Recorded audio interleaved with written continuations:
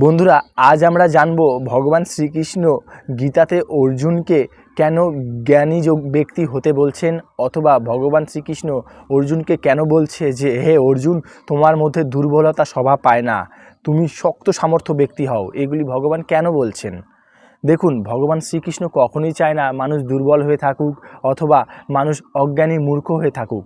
কারণ অজ্ঞানী মূর্খ মানুষরা পাপ পুণ্য, ঠিক ভুল, উচিত অনুচিতের মধ্যে পার্থক্য করতে শেখে না।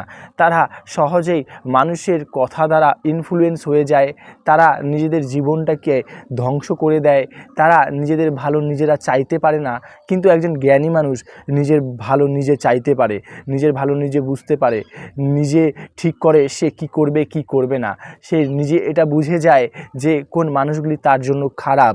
সে পাপ পুণ্য, ঠিক ভুল, উচিত অনুচিতের মধ্যে পার্থক্য করতে পারে।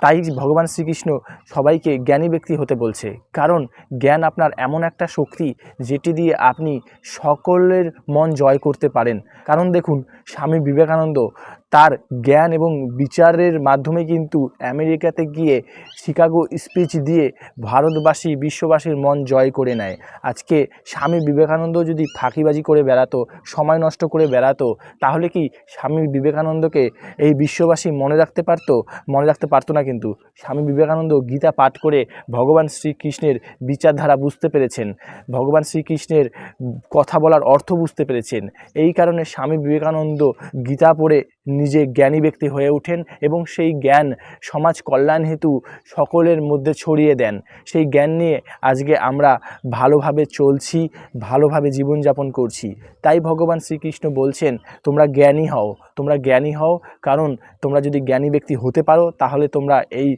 সমাজের বুকে নিজের নাম উজ্জ্বল করতে পারবা, সমাজের বুকে সম্মান নিয়ে চলাফেরা করতে পারবা। মানুষ তোমাকে মানবে, ভালোবাসবে, সম্মান করবে। জ্ঞান থাকলে আপনার পকেটে টাকাও চলে আসবে। এটা কোনো বড় ব্যাপার না। তাই সবার প্রথমে জ্ঞান অর্জন করতে হবে আপনাকে, নিজের জন্য অন্তত, যাতে কেউ আপনাকে ঠকিয়ে বোকা বানিয়ে আপনার সাথে খারাপ কিছু করতে না পারে।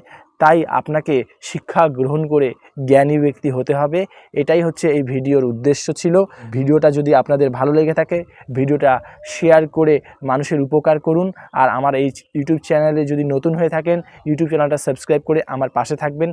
ধন্যবাদ। ভালো থাকবেন, সুস্থ থাকবেন।